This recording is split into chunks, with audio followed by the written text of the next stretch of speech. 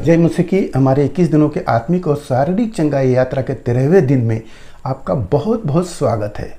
कल डे 12 में प्रभु ने हमारे मनों को अलौकिक विश्राम दिया, जिसके लिए हम उसके आभारी हैं।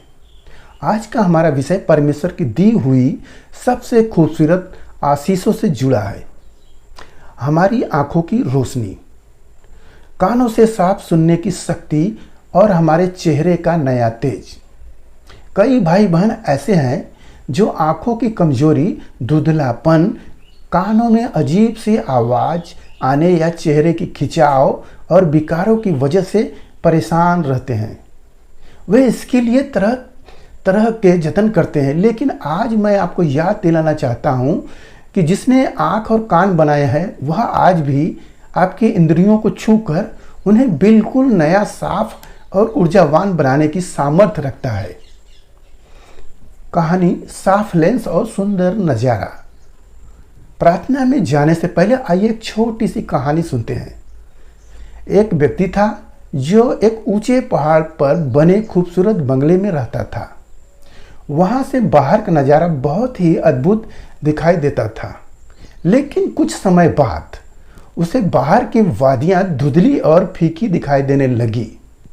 उसे लगा कि शायद बाहर मौसम खराब है, यह वादियां बूढ़ी हो गई हैं। एक दिन उसका एक मित्र उससे मिलने आया। मित्र ने जब यह सुना तो वह मुस्कुराया और एक साफ कपड़ा लेकर खिड़की के शीशे को साफ करने लगा, जिस पर सालों से धूल जमी हुई थी। जैसे ही धूल साफ हुई, बाहर का नज़ारा फिर से उतना ही चमकदार और सुंदर दिखाई देने लगा। कहानी की सीख, कई बार हमारे जीवन की चिंताओं, कमजोरी या बीमारी के कारण हमारी देखने और सुनने की इंद्रियों पर एक धुंधली परत जम जाती है। हमें लगता है कि सब कुछ खत्म हो रहा है, लेकिन आज हमारा सृजनहार यीशु मसीह अपने पवित्र सामर्थ्य से आपकी इंद्रियों की उस धूल को साफ करने जा रहा है, जिससे आपका चेहरा और आपकी रोशनी फिर से नई हो जाएगी। हालेलुया। बाइबल का उदाहरण, जब विश्वास से नई रोशनी मिली। बाइबल में मरकुस अध्याय 10 में इंद्रियों के चंगे होने का सबसे प्रभावशाली उदाहरण मिलता है। यरीहो नगर के रास्ते पर एक अंधा भिखारी बैठा रहता था, जिसका नाम था बरतिमाई। वह देख नहीं सकता था, इसलिए वह दूसरों पर निर्भर था। एक दिन जब उसने सुना कि यीशु वहां से गुजर रहे हैं, तो उसने चिल्लाना शुरू किया, हे दाऊद की संतान, यीशु मुझ पर दया कर। लोगों ने उसे डांटा और चुप रहने को कहा, लेकिन वह और भी ज्यादा चिल्लाया। यीशु रुक गए और उसे अपने पास बुलाया। यीशु ने उससे पूछा, तू क्या चाहता है कि मैं तेरे लिए करूं? उस अंधे मनुष्य ने कहा, हे रब्बुनी, यह कि मैं देखने लगूं।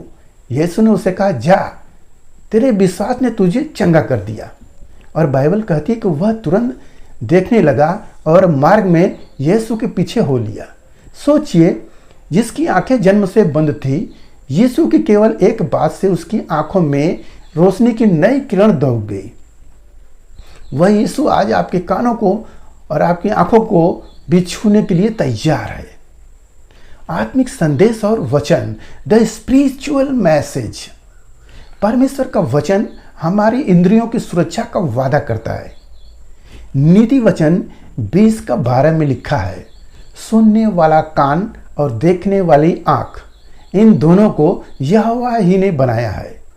जब इन दोनों को यहोवा ही ने बनाया है, तो इनके भीतर की हर एक कमी को दूर करने का अधिकार भी उसी के पास है।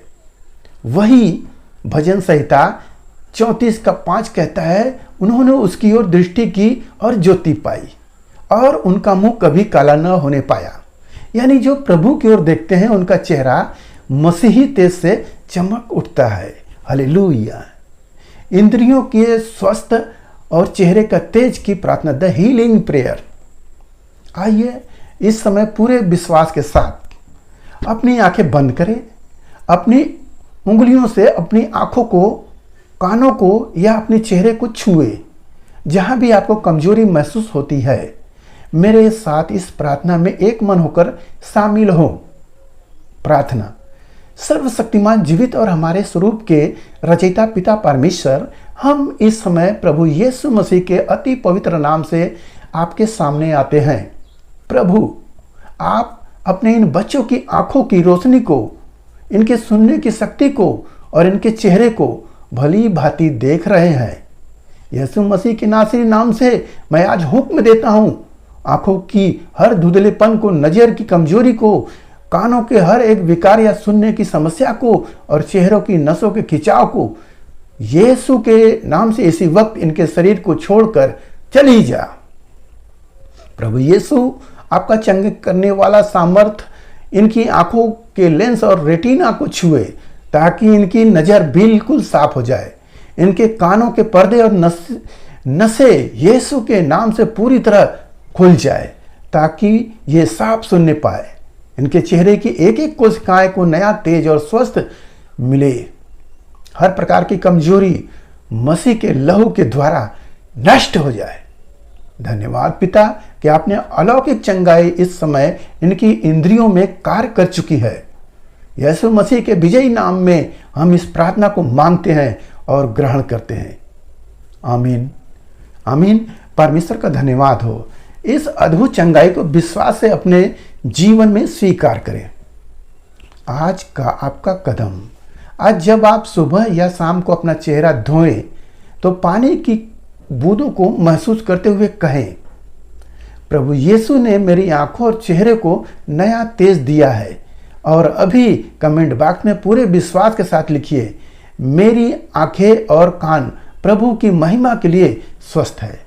कल हम मिलेंगे डे 4 में, यानी 14वां दिन में, जो हमारे दूसरे सप्ताह का आखिरी दिन होगा, जहां हम बात करेंगे पूरे शरीर की कमजोरी, थकान और नई शारीरिक ऊर्जा पाने के लिए महाप्रार्थना।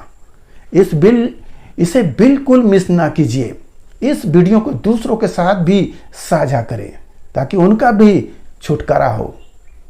God bless you. सारों, सबको जय मसीह।